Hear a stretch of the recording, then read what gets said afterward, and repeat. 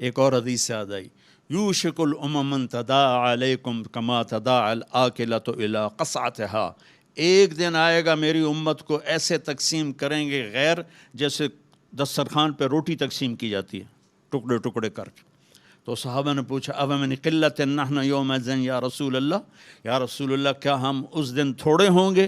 اب میں کہا لا انتم یومئذ کثیر، تم بہت زیادہ ہوگے، ولکنکم غثاء، ان کا غثاء السیل، تم بارش کے طوفانی پانی کے اوپر جو تنکے تیر رہے ہوتے ہیں، تم ایسے تنکوں کی طرح بے حیثیت اور بے قیمت ہوگے، اور وَلَا يَقْذِفَنَّ فِي قُلُوبِكُمُ الْوَهْنَ، اور اللہ تمہارے دلوں میں وہن ڈال دے گا۔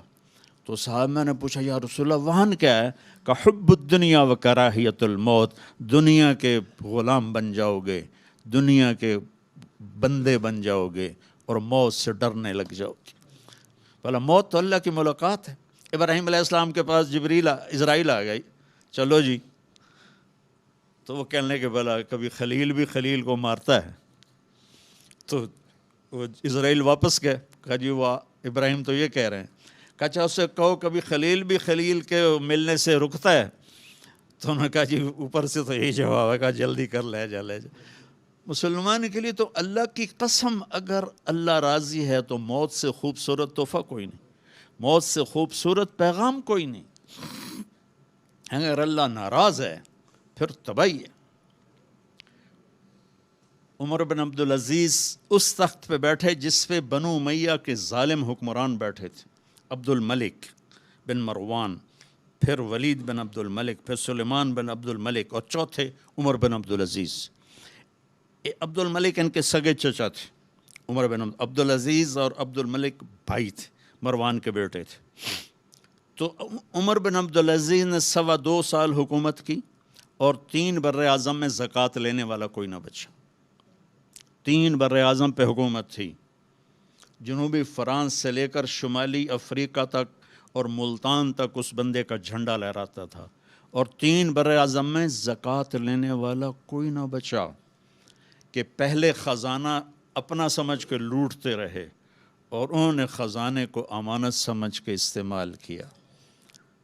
تو وہ انہوں نے بلایا شام کے قاضی رجا کو، کہنے لگے دیکھو عبد الملک میرے چچا مرا تھا تو میں اس کی قبر میں اترا تھا تو اس کے چہرے کا رنگ کالا سیاہ ہو گیا تھا، اور اس کا چہرہ قبلے سے یوں ہو گیا تھا، اور عبد الملک کی یہ جگہ سرخ تھی سیب کی طرح۔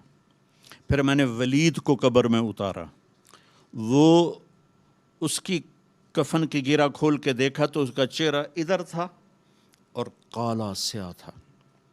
پھر میں نے سلیمان کو قبر میں اتارا تو اس کے چہرے کو دیکھا تو کالا سیاہ تھا اور قبلے سے ہٹا ہوا تھا، بلکہ سلیمان کی ڈیڈ باڈی جب قبر کے قریب گئی، ہم قبر میں اتارنے کے لیے کوئی رومال لاتا ہے، کوئی ادھر ادھر حرکت کرتے ہیں تو اس کی باڈی ایسے سے ہلنے لگی، تو اس کے بچوں نے کہا ہمارا ابا زندہ ہے۔ عمر بن عبدالعزیز نے فرمایا زندہ نہیں، قبر کا عذاب شروع ہو چکا ہے۔ اور یہ ان تینوں کا جرم کیا تھا؟ ظالم تھے، بددیانت تھے، قومی خزانے کو ذاتی ملک بنا لیا تھا۔ یہ کیا سمجھتے ہیں حکمران کہ یہ مزے کریں گے؟ ان سب کے ہاتھ ایسے بندھے ہوں گے قیامت کے دن۔ یہ جتنے جج صاحبان ہیں یہ کیا سمجھتے ہیں کہ ہمیں بڑی اعلیٰ پوسٹ ملی ہوئی ہے؟ ان کے قیامت کے دن ہاتھ یہاں بندھے ہوئے ہوں گے۔ پھر اللہ پوچھے گا بتا تجھے جو حکمران بنایا تھا تو نے کیا کیا میرے بندوں کے ساتھ؟ اگر وہ جواب دے سکا تو اس کے ہاتھ چھوڑ دیے جائیں گے، ورنہ انہی بندے ہاتھوں کے ساتھ جہنم میں گر جائے گا۔ اور قاضی سے اللہ پوچھے گا ہاں کیا فیصلے کیے تھے، کتنے ظلم کے فیصلے کیے تھے، کتنے عدل کے فیصلے کیے تھے۔ اگر وہ عدل کے فیصلوں میں کامیاب ہو گیا تو ہاتھ چھوڑ دیے جائیں گے اور جنت میں چلا جائے گا۔ اگر ظلم کے فیصلے کرتا مر گیا تو انہی بندے ہاتھوں کے ساتھ آگ میں چلا جائے گا۔ بھائیو آخرت بھی ہے، بھائیو صرف دنیا نہیں ہے، آخرت بھی ہے۔ टुक हिर्स हवस को छोड़ मियाँ, मत देस बदेस फिरे मारा, कज़ाक अजल का लूटे है दिन रात बजा कर नक्कारा, क्या बदिया भैंसा बैल शुतर, क्या गोनी पल्ला सरबारा, क्या गेहूँ चावल मोठ मटर, क्या आग धुआं और अंगारा, सब ठाठ पड़ा रह जाएगा जब लाद चलेगा बंजारा। ये तो रहने की दुनिया नहीं है। दुनिया सलासत अय्याम, मेरे नबी फरमाते थे मैं पाँव उठाता हूँ तो रखने की उम्मीद नहीं होती, सांस अंदर ले जाता हूँ तो बाहर निकालने की उम्मीद नहीं होती।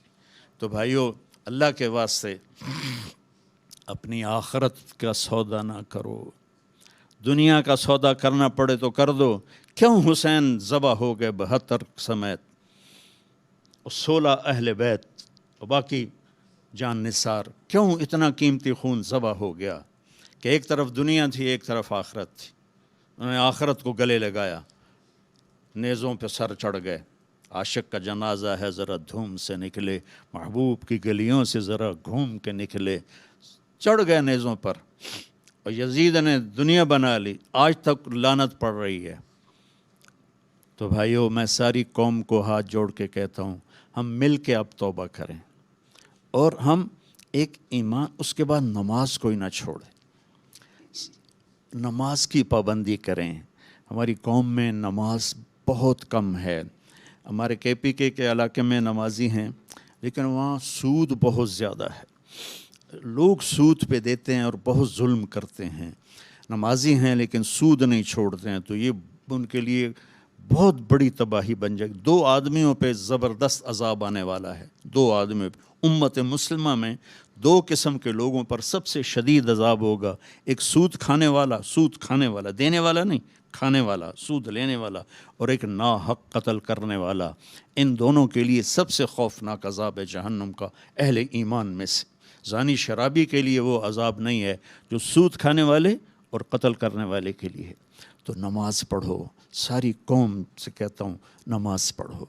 अल्लाह ने रिस्क दिया है, ज़कात दो, कुरान पढ़ो, अल्लाह के वास्ते कुरान पढ़ो, अल्लाह के नबी की सीरत पढ़ो, इल्म हासिल करो कि मेरा रब मुझसे क्या चाहता है। मेरा रब पहली सतर है बिस्मिल्लाहिर्रहमानिर्रहीम, कि मैं रहमान और रहीम हूँ, कोई सख्त हुक्म नहीं सुनाऊँगा, आसान होंगे, कर लो, बड़ा नफ़ा रहेगा। तो कुरान पढ़ो, नबी की ज़िंदगी पढ़ो, सहाबा की ज़िंदगी पढ़ो और कुरान को अपना विरद बनाओ। तीसरा कलमा, दुरूद शरीफ, इस्तिग़फ़ार, चलते फिरते उठते बैठते अपना ये ज़िक्र बनाओ और अपने अखलाक को बुलंद करो। अपने आप सारे सियासी लोग बैठे हैं, लेकिन मैं नबी की बात करूँगा, अपनी ज़बान का बोल मीठा करो। सबसे कहता हूँ जितने सुन रहे हैं, ज़बान का बोल मीठा करो। मेरे नबी को पसंद नहीं है शिद्दत के बोल। और एक ये बाद में कहूँगा